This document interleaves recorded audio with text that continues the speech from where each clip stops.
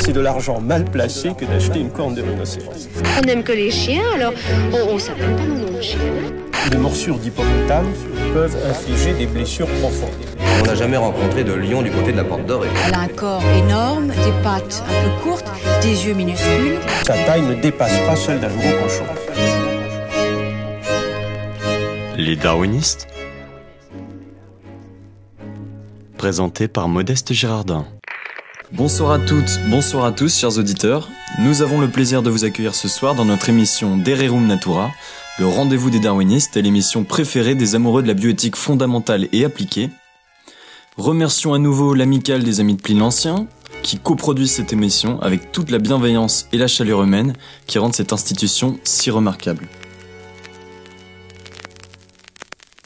Tandis que des milliers de personnes manifestent contre la PMA et l'égalité des droits parentaux, prétextant des situations contre nature, notre belle planète nous offre parfois des exemples de parentalité autrement plus complexes. Comportement agressif, difficultés d'apprentissage, et si la crainte des serpents venait uniquement d'un problème d'éducation, explicable par la psychanalyse.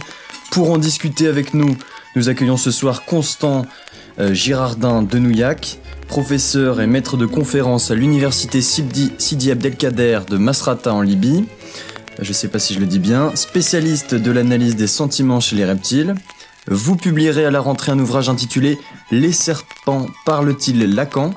Vous êtes le cousin de Modeste Girardin et à ce titre, nous sommes particulièrement honorés de vous recevoir. Malheureusement, il n'est pas là ce soir, mais je suis Sidoine Archambault et vous écoutez bien De Rerum Natura, le rendez-vous des darwinistes. Nous vous écoutons, monsieur Constant Girardin, donc sur ce sujet. Un papa, une maman, un droit pour tous les serpents. Bonsoir à tous, c'est un immense plaisir pour moi d'intervenir ce soir sur cette antenne remarquable que vous tenez. Je n'étais pas familier avec l'émission il n'y a pas si longtemps que ça, et mon cousin Modeste, en effet, que je salue et dont je regrette l'absence, m'a demandé de venir défendre les intérêts familiaux en son absence, et j'espère qu'à ce titre je lui ferai honneur, et ainsi qu'à toute notre famille. Voilà, en effet, vous m'avez présenté comme un expert des serpents. Moi j'ai particulièrement travaillé sur les cobras, du moins sur les 8 dernières années dans la plupart de mes recherches, mais j'enseigne en effet, comme vous l'avez dit, en Libye, en zoologie sur la plupart des espèces des serpents. Donc selon moi ce sont des majestueux animaux qui suscitent à la fois crainte et fascination depuis toujours, pas forcément à juste titre. Voilà. Donc, comme vous l'avez expliqué, je vais m'attaquer frontalement à un débat qui va faire couler beaucoup d'encre, car c'est un débat polémique, complexe. C'est donc celui de la monoparentalité, bon, plus particulièrement chez les serpents. Donc, en effet, on est en plein débat sur la GPA, sur la PMA. Le mariage pour tous ne ravit pas encore tout le monde. Toutefois, j'essaierai de me tenir à l'écart de ce genre de considérations et rester dans un débat purement zoéthique, biologique et le plus scientifique possible, de manière à faire honneur à la droiture de cette émission. Donc, le constat de base, c'est que il y a en fait un fait créé par Mère Nature. Après l'accouplement, la femelle du serpent donc peut conserver la semence du mâle pendant plusieurs années. Dans les cas les plus extrêmes, on a constaté que ça pouvait durer jusqu'à 6 ans. Donc 6 ans après l'accouplement, la femelle garde la semence du mâle à l'intérieur de son corps, notamment chez les Moriella viridis, donc plus connus sous le nom de pythons verts des arbres, qui eux donc en effet sont ceux qui peuvent conserver la semence le plus longtemps. Par la suite, elle peut s'auto-féconder quand bon lui semble. 6 ans plus tard, 6 ans après l'accouplement, s'auto-féconder avec la semence récoltée au cours de l'accouplement. Donc encore une fois, je dirais pas que c'est contre nature, contrairement, donc encore une fois, à tous ces débats auxquels nous faisons face en ce moment, parce que c'est bien Mère Nature qui a voulu cela. Mais, comme beaucoup de problèmes soulevés dans cette émission, il faut parfois savoir s'élever un petit peu contre la nature et faire preuve d'un petit peu d'auteur d'esprit et se demander si les choses sont normales et au mieux dans la nature. Moi, je ne pense pas que ce soit le cas. Car, bien évidemment, cela pose une question tout à fait cruciale. Quelle place pour le père ? En effet, l'injustice, à mon sens, est bien grande, car il faut savoir 3 choses sur l'accouplement des serpents. Tout d'abord, les serpents accouplent juste après la période d'hibernation, qui peut durer jusqu'à 4 mois, donc voilà, c'est une période où ils ont des besoins primaires particulièrement prégnants. Les mâles se livrent à une parade nuptiale extrêmement complexe, qui dure des heures et des heures. L'acte sexuel dure des heures également entre les deux serpents des deux sexes, et il s'avère qu'il y a un circuit de la récompense très très peu développé chez le mâle, alors qu'il est très développé chez la femelle. Ça veut dire que madame prend son pied pendant des heures, tandis que monsieur s'essouffle Et pourquoi? La question c'est pourquoi? Parce que, en effet, comme je l'ai dit, après la fin de cet acte, la femelle s'en va sans plus de cérémonie et laisse un mâle triste comme les pierres, faut bien le dire. Donc, ce qu'il faut savoir, c'est, puis là, donc il y a toute une batterie d'analyses de la psyché des serpents qui prouvent que les mâles sont des êtres extrêmement sensibles et fragiles. Ils ont besoin de se sentir valorisés, de s'enrouler notamment après l'acte de procréation. En quelque sorte, ils ont besoin de tendresse, tandis que la femelle ne leur en laisse aucun. C'est peut-être un petit peu l'inverse chez les humains. Également, peut-être que les serpents mâles ont envie de côtoyer leur progéniture, de laisser un héritage, de transmettre des valeurs éducatives, etc. Ça, voilà, Dieu seul le sait, mais il s'avère que, avec des recherches empiriques, la science avance vers l'idée de dire que, en effet, les mâles les enfants seraient sans doute un petit peu mieux élevés s'ils avaient un père présent au cours des jeunes années, et les pères auraient le sentiment de transmettre plus, et à ce sens seraient certainement beaucoup plus épanouis. Voilà, à cela s'ajoutent bien évidemment des femelles qui passent très très peu de temps avec leurs enfants. Elles ne les couvrent même pas, à part dans le cas des couleuvres, qui, notons-le, sont les serpents les moins dangereux, et je reviendrai sur ce point. Quelles conséquences à cela? On se retrouve avec des pères esselés, qui peinent à se reproduire après 4 ou 5 saisons d'accouplement, alors que certains serpents peuvent vivre jusqu'à 40 ans. Les serpents mâles refusent de continuer à s'accoupler. Non pas pour des questions physiologiques, mais pour des questions de morale des troupes. Quelle solution à cela?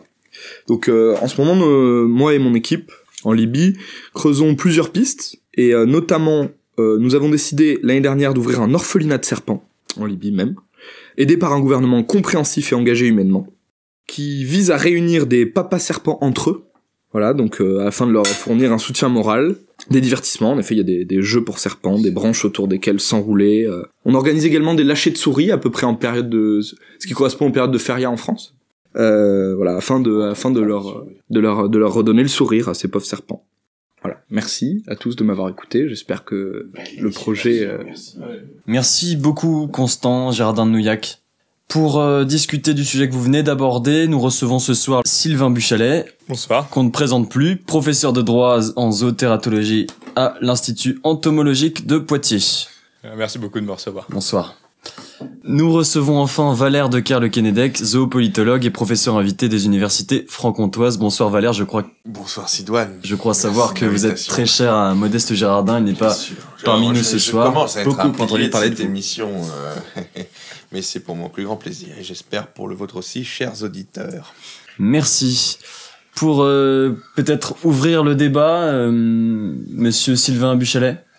Alors, je dois avouer que malgré l'intérêt qu'a pu susciter en moi l'étude des reptiles et particulièrement donc de la génération et de la parentalité chez les reptiles, j'ai été quelque peu intrigué, avant de pas dire choqué, par la place que vous faites finalement à ce qui s'avère être les principaux lésés dans cette histoire, à savoir les proies de ces reptiles.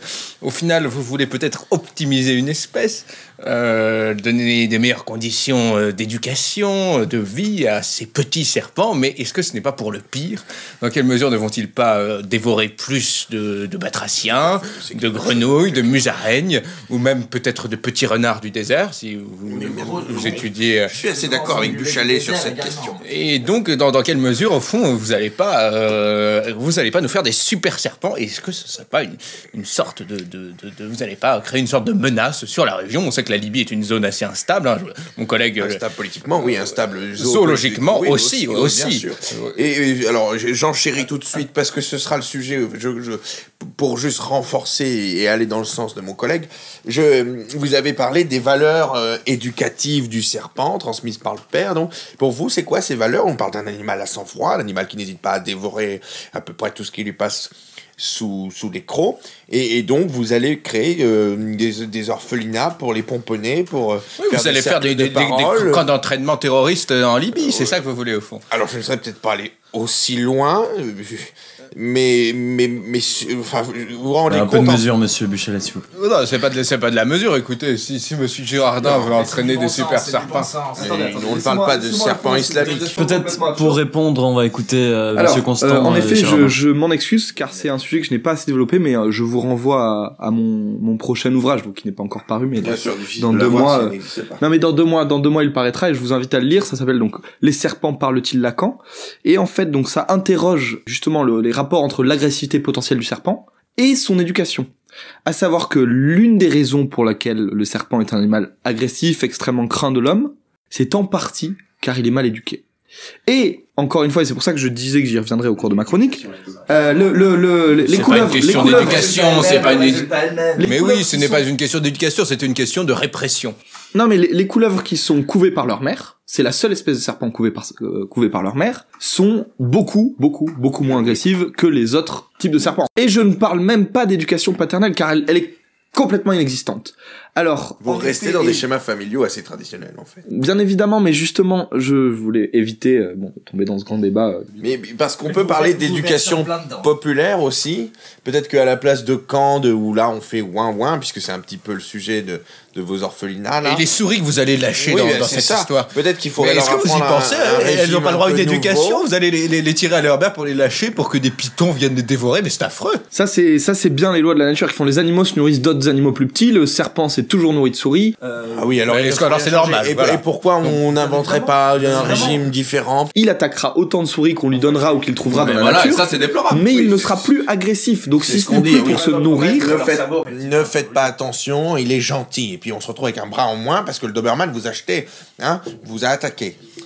Alors ça, moi, ça m'est arrivé. C'est une histoire personnelle. Oui, mais enfin, ça vaut pour règle. Oui, on sait qu'ici, dans cette émission, parfois, on parle d'anecdotes personnelles. Elles peuvent avoir une valeur scientifique. Ils sont forgés par des anecdotes personnelles. C'est ce que vous aviez déclaré, je crois, il y a quelques émissions. Mais écoutez, je n'ai pas changé de point de vue. Vous n'avez pas changé. Par exemple, moi, j'ai eu des problèmes avec des tiques. Vous êtes resté le même, monsieur Le Caire de Kennedec? Bien sûr, je travaille pour plusieurs personnes, j'avance, mais je reste ferme sur certaines de mes convictions, et parmi elles, les postulats et la forme d'expérience qu'on recueille un peu partout forgent des destinées scientifiques. Mais là, vous parlez de canidés ou de serpents? Non, je dis juste que, bon, en plus, serpent a un esprit reptilien. Enfin, moi, j'ai... Non, il n'a pas de pattes. Il n'est plus question de pattes ici. Oui, c'était tout... Là, le second degré à saisir, je pense. Bien sûr, mais nous ne sommes pas ici pour faire des blagues. Afin de conclure cette chronique, je vous rappellerai donc que les serpents mangent des souris, c'est l'ordre naturel des choses, au même titre que les loups mangent les moutons. Beaucoup d'animaux carnivores c'est l'ordre naturel des choses, mais à ce moment-là, l'ordre naturel des choses, c'est que les serpents ne connaissent pas leur père. Vous êtes et à ce moment-là, vous laissez un certain équilibre dans la nature. Terminons cette chronique de manière apaisée, peut-être. En effet, là, c'est le cirque. Je pense que la nature produit ce qu'on appelle un sous-équilibre. Le malthusianisme il n'y a pas de sous-équilibre. Votre chronique m'effraie. Bien évidemment, moi je pense qu'il faut que les gens changent d'avis sur les serpents. C'est la frayeur leur taille et on se retrouvera avec des spécimens. Si le projet marche dans 100 ans, plus personne n'a peur des serpents. Les serpents ne mangent plus que des souris et tout va très bien. Oh là là, quand ils viendront dans votre manoir familial, vos super serpents. Manger les souris chez moi. C'est une attaque ad hominem, ça, monsieur Buchalet. Pas forcément monsieur Constant Gérardin de Noillac. Non, mais pas parce qu'il fait forcément ça dans le désert. Allez, là, je rejoins monsieur Buchalet. Vous faites ça dans le désert, en Syrie. Oh, c'est pas grave, c'est pas chez nous. Mais le jour où ces serpents sont suffisamment gros pour faire des longs trajets par-dessus la Méditerranée. Voilà, exactement. Mais je les attends de pied ferme, messieurs. Ah, je les attends de pied ferme. Vous les attendrez des serpents dans Paris qui n'attaquent pas les humains et qui mangent les rats de Paris. Écoutez, j'ai l'impression que tout le monde en veut à vos serpents. Je me sens extrêmement offensé d'avoir un public aussi peu réceptif à mes propos. Je ne suis pas sûr de revenir dans cette émission. Nous serions en tout cas ravis de vous réécouter. Je suis désolé pour la tournure de ces événements, monsieur Constant Gérardin de Noillac. Non, aucun problème. J'aime faire face au débat. En toute courtoisie.